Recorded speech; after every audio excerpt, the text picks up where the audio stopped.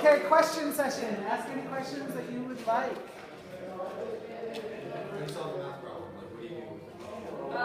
So it has 5 functions, and it will be an addition or subtraction problem, and there are 4 options, and there are 4 buttons you can press, so it'll be like an A, B, C, D multiple choice. So it's not like a differential. No.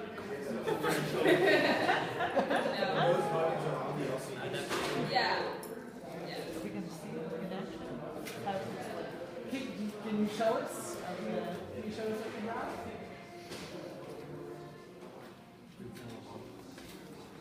Alright, this is half the clock. Due to the time constraints, I was unable to build the whole clock. But I do have instructions for it to make it a DIY project. And you can do it yourself. America is a country that is self-made. And this is your chance to do your own white finger checks. So do you have an option to say, like, if you wake up after 9, then you should do a differential equation, but before 7 o'clock it's simple arithmetic?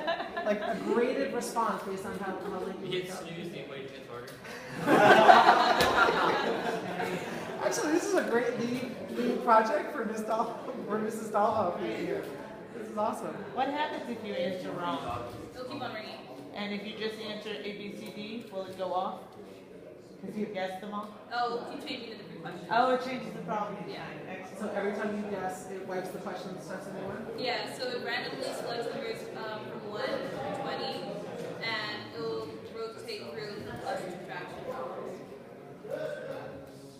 So you could just hit A multiple times until 25% of the time you're going to get a question that has the answer A.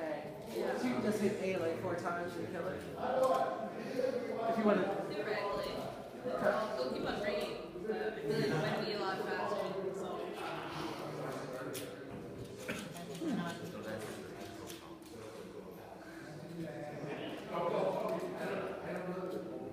Eric, did you have a question? What's that? No, I thought you were raising your hand in the beginning. Where would you go next with this problem?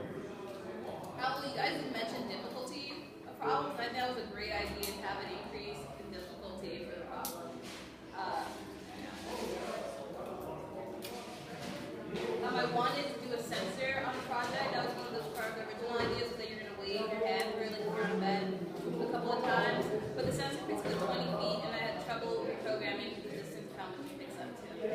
So very hard for a radius of 20 feet. So What was it going to sense? You can't do that for Like your answering hand. your choice. Oh no, it was going to sense for your hand, like as a backup alarm clock, instead of another math problem. It was supposed to sense your hand. Hello, welcome.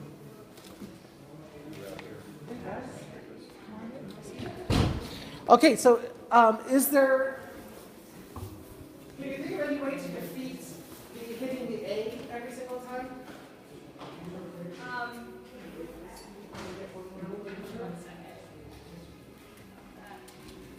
Like, I wonder if you can have the answer, it switches, but it's not going to be the initial one that you do. Yeah, like if someone hits A, you keep on switching the answer between B, C, and D, so they have to choose from one of the remaining. It could Oh, be wow. like, Look at all this. They can have it paused for like a answer question. Yeah. Like I just spam it, like Yeah, spam right. guesses. That They have to wait like 5 or 10 seconds after they answer one. Oh. So there's a penalty. There's a penalty. There's a penalty involved in the wrong answer. For a little while.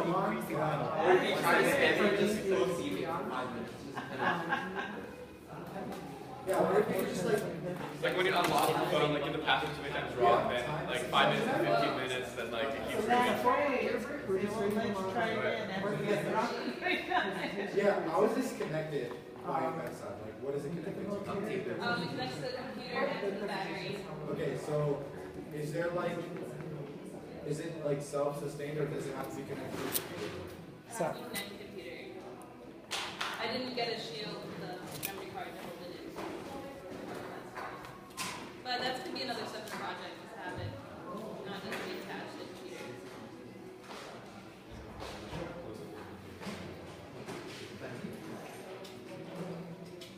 You get a really hard one, question done first, and you Oh, no, there's always going to be a backup question in like 3 minutes because a lot of times I hit my alarm and then I like fall back to sleep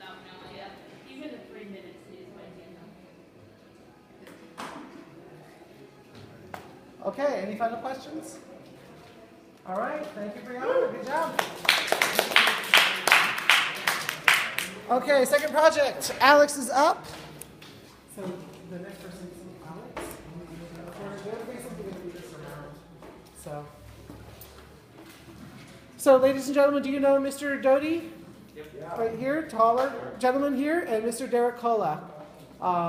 Both from the security office, but if you have a chance to get into entrepreneurialism, this is the person you need to talk to. If you want to take your project to the next level, this is the person that you want to talk to. And tell me the club name again. Essie Hill Entrepreneurial Student Enterprise. So if you want to learn about what it would take to actually go to market with ideas, Mr. Doty has a number of trademarks and patents and inventions to his name, a number of really fun businesses, and is a published poet. Leading poet by sales, you meant? By number of poems sold? Published? Yeah. So much more information if you would like to take things further. This is a great resource for you. Okay. And Mr. Daracola, I don't know if you write poetry. Not at all. Not at all? I've been to school 33 years, sort of the archives. The archives. You want to know some information and who did what, when, I can help you out. Okay. There you go. Okay, Alex, and let me switch this.